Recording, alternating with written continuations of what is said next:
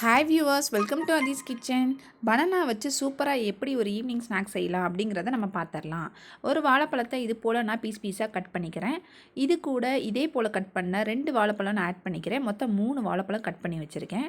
இதை மிக்ஸி ஜாருக்கு அப்படியே நம்ம ட்ரான்ஸ்ஃபர் பண்ணிக்கலாம். இது கூட 4 டேபிள் ஸ்பூன் சர்க்கரை சேர்த்துருக்கேன். உங்களுக்கு இனிப்பு கூட வேணும்னா இன்னும் சேர்த்துக்கலாம், கம்மியாக வேணும்னா குறைவாக சேர்த்துக்கோங்க. அது கூட மைதா மாவு 2 டேபிள் ஸ்பூன், அரிசி மாவு 1 டேபிள் ஸ்பூன் சேர்த்து தண்ணி விட்டு நல்லா மசிச்சுக்கலாம். பால் வேணும்னா கூட தண்ணிக்கு பதிலாக நீங்கள் சேர்த்துக்கலாம். நல்லா இதை அரைச்சி ஒரு பவுலுக்கு ட்ரான்ஸ்ஃபர் பண்ணிடலாம். இது கூட கோதுமை மாவு 4 டேபிள் ஸ்பூன் சேர்த்துருக்கேன். அதோட கொழப்பு தன்மை போகிறதுக்காக நம்ம கோதுமை மாவு சேர்க்குறோம். இப்போ இது எல்லாத்தையும் நல்லா மிக்ஸ் பண்ணிக்கலாம். இது போல் நல்லா மிக்ஸ் பண்ணி எடுத்துக்கோங்க. பதம் எப்படி இருக்கணும்னு நான் சொல்கிறேன், அதுக்கேற்ற மாதிரி நீங்கள் கோதுமை மாவு சேர்த்துக்கலாம். நான் கரெக்டான அளவு சேர்த்துருக்கேன் 3 வாழைப்பழத்துக்கு. இப்போ குழிப்பணியார சட்டியில் கொஞ்சமாக இது போல் எண்ணெய் விட்டு எண்ணெயை ஃபுல்லாக ஸ்ப்ரெட் பண்ணி விட்டுக்கலாம். இது போல் ஸ்பூனில் எடுத்து கொஞ்சம் கொஞ்சமாக கோதுமை மாவு வாழைப்பழமும் கலந்த கலவையை இது கூட சேர்த்துக்கோங்க. உங்களுக்கு நான் எண்ணெய் சட்டியிலையும் எண்ணெயில் பொரித்து காமிக்கிறேன். ஃபஸ்ட்டு குழிப்பணியார சட்டியில் எப்படி பண்ணுறதுன்னு பார்த்துடலாம். கொஞ்ச நேரம் சிம்லேயே வச்சு வெந்தோடனே திருப்பி போட்டுக்கோங்க. சிம்மில் தான் வச்சு வேகணும். ஹை ஃப்ளேமில் வச்சிங்கன்னா உங்களால் சாப்பிட்ற மாதிரி வராது, ரொம்ப கருகிடும் சீக்கிரமாக.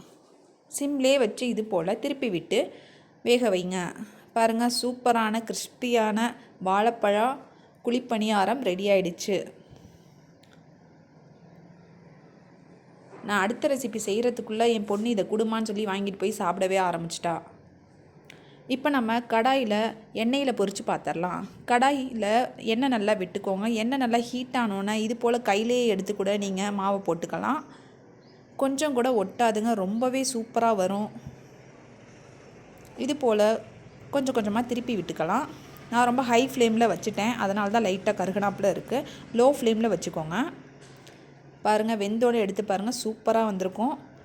நீங்கள் குழிப்பணியார சட்டியில் விட எண்ணெய் சட்டியில் பண்ணும்போது உங்களுக்கு கிறிஸ்பினஸ் அதிகமாக இருக்கும். குழிப்பணியார சட்டியில் ரொம்ப ரொம்ப சாஃப்டாக கிடைக்கும் உங்களுக்கு.